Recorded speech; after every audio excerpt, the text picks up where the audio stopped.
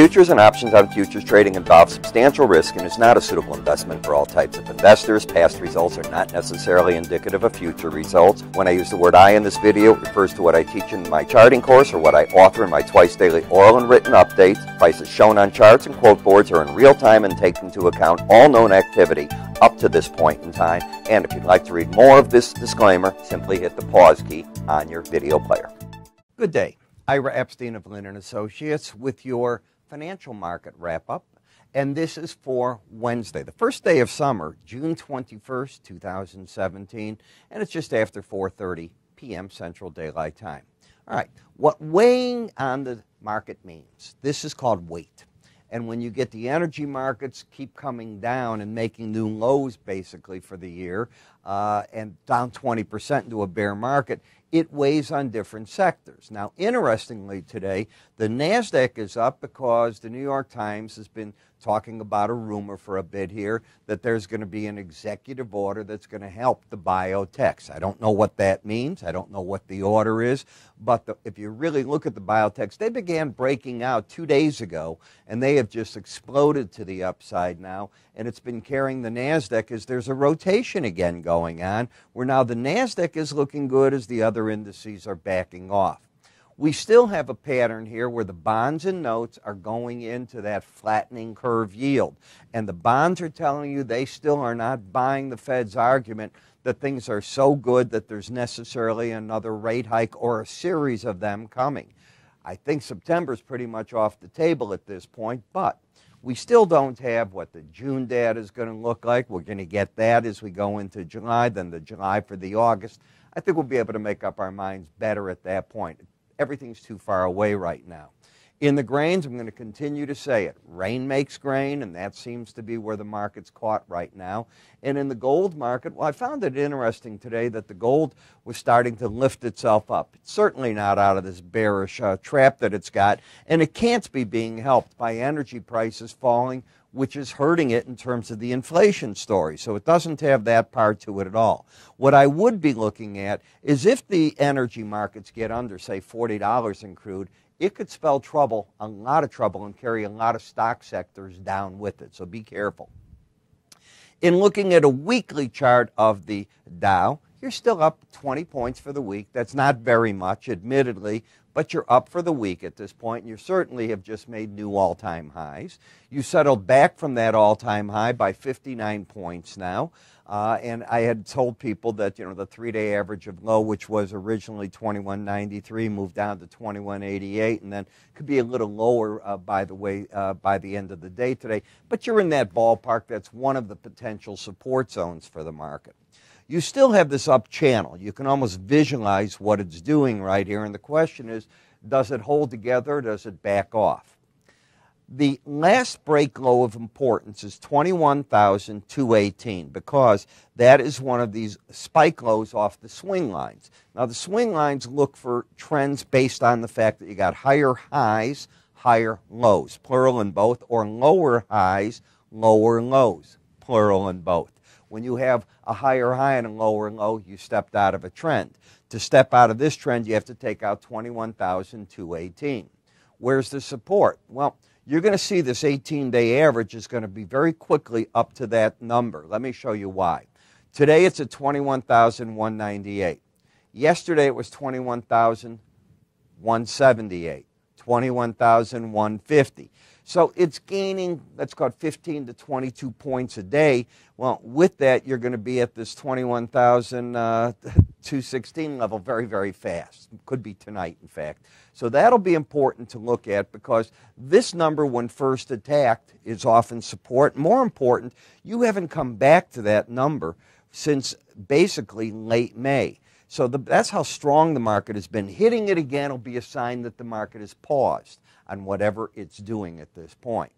When we take a look at why the pullback is happening, if you believe in the theory as I do, and as I teach in my charting course, when a market hits an upper Bollinger Band, which are the black lines, this is the lower band, and they are not parallel to each other, when it hits it, pros that understand this often, I cannot use the word always, I can use often, look at that as an area of potential resistance. Why?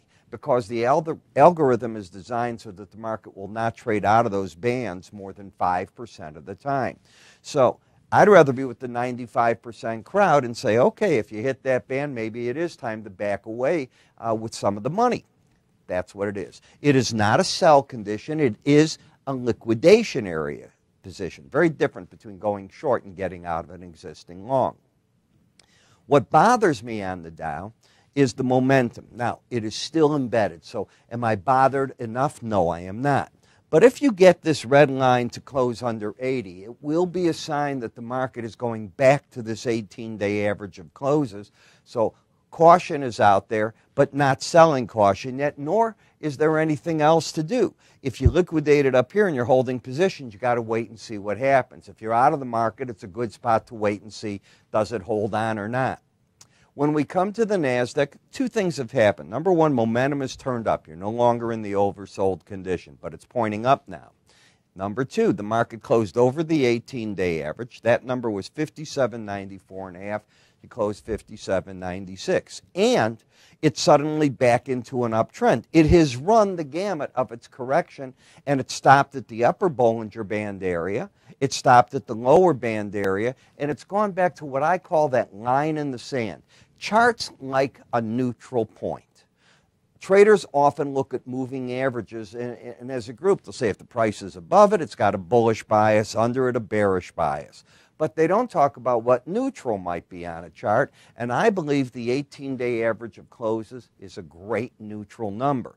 When the market's above it, it offers resistance as it climbs back to it, support as it falls down to it, and then the bias, are you over or under on a closing basis? So the market has now had an outside day up. As long as today's low isn't taken out on Thursday or Friday, the market says higher prices could be forthcoming. If this number is taken out, the low of today at 56.99, we've laid what I call a trap for the bulls. And that trap would have been strung, and I'd be looking quickly for the market to go back to the lower Bollinger Band. Does it have to do any of that? No, this is just what I teach in my charting course and ideas that I've come up with over the years.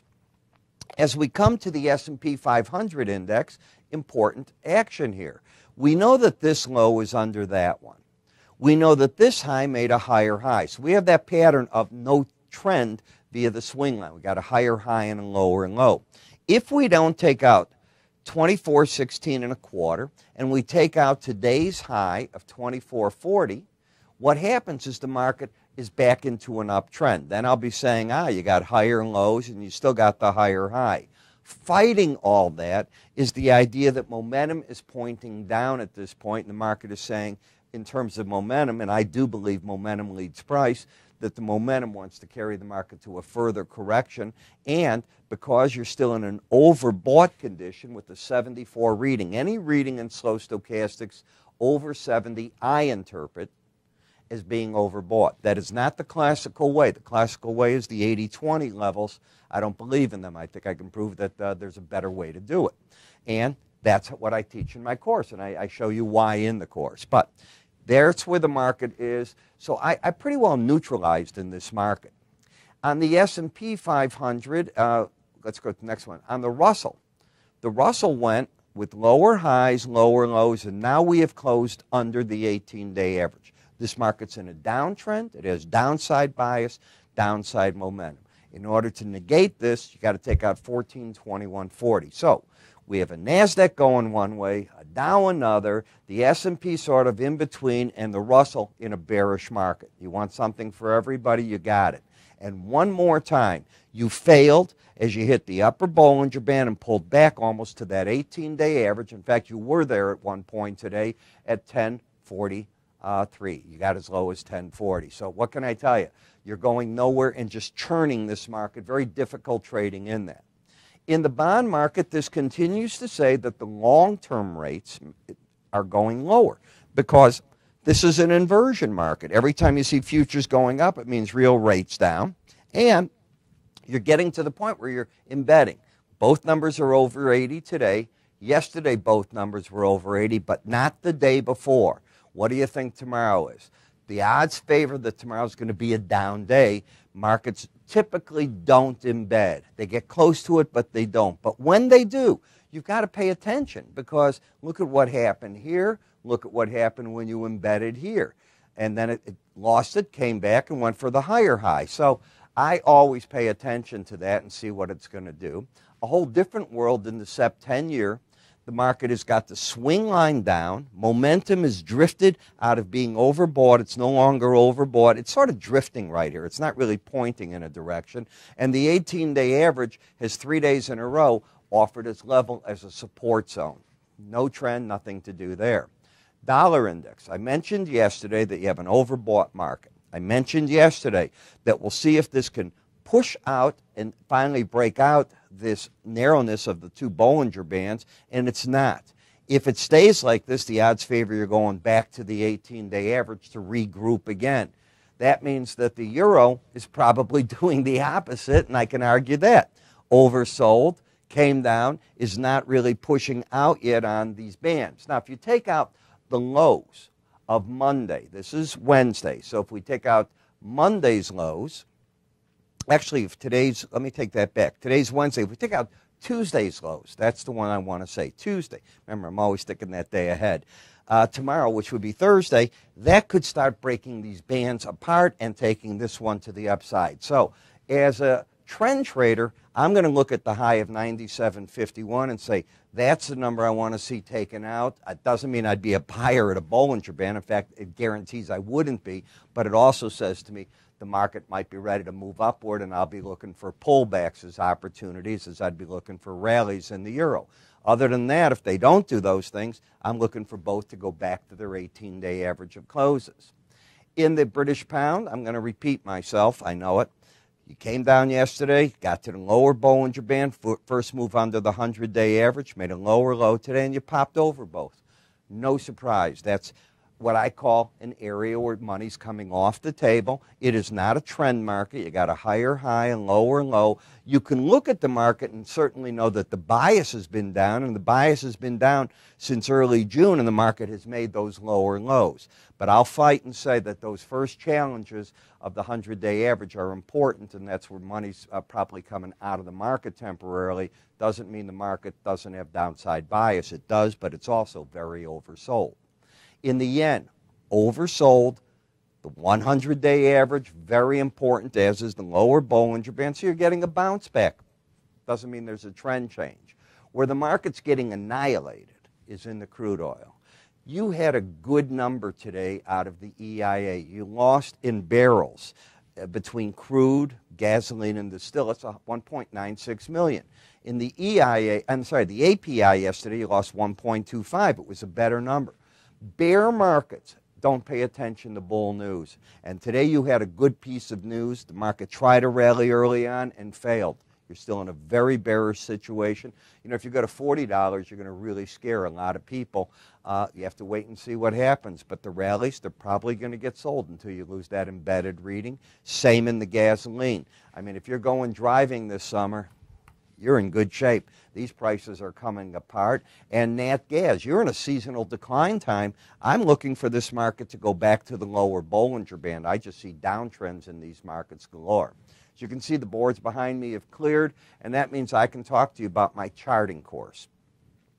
I raised the price of my charting course throughout the year, and I'm already on my third price increase. But I'm offering you a discount of $20 if you would like to take advantage of it for another week or so. In other words, buy the course, because I'm going to raise the price on you again. It's a guarantee. And even if I occasionally offer discounts, it doesn't go back to where you were.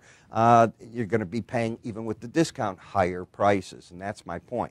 But I can teach you in a brief period of time the trading technique that I espouse. Slow stochastics, window envelopes, which you don't see me use here, how I interpret Bollinger Bands and use them, inside trading days. This is the window envelope theory. I don't even discuss it here, and I use it every day. I can only do so much in the videos you see for free. But what comes with my course, and it's 4 hours of videos, each broken down, let's say, into 10-minute segments, all right? So you've got 54 of those videos, and some are longer, some are shorter. And what you do is you see what I do, you do the same. Now let me tell you how I teach. I start off with a PowerPoint, and in the PowerPoint I show you the theory. Then from there I take you to the charts, and often I'll remove the names on the charts. I want you to look at patterns and learn those. So your charting software, which comes with the course, a $99 value by itself, by the way, what happens with that is it contains all the data. You go in and you work with it. It's also with that charting software capable of current data. So what I do is I record in my research, which is a $60 every 30-day value, a video every morning for you to look at. It's about 14, 15 minutes long, and I really talk a lot in there and teach you and reinforce everything here in real time at that point for the markets at that hour. Then I write about the markets. You get those in my oral updates. The whole thing, including the $160 roughly in the charting and the research, $99.95, but if you put in IRA 20 when you're at our website, it's $79.95. No shipping, no handling, nothing to send you. It's an online course. Call us. You can go to our website. You'll see www.iraepstein.com. Go under Education. Click right up here if you'd like as well. If you're watching me on YouTube, that form symbol will take you right to the page where you can learn about the course and, of course, purchase it should you desire. I'm not going to keep this discount on very long, folks, so take advantage. I'm Ira Epstein.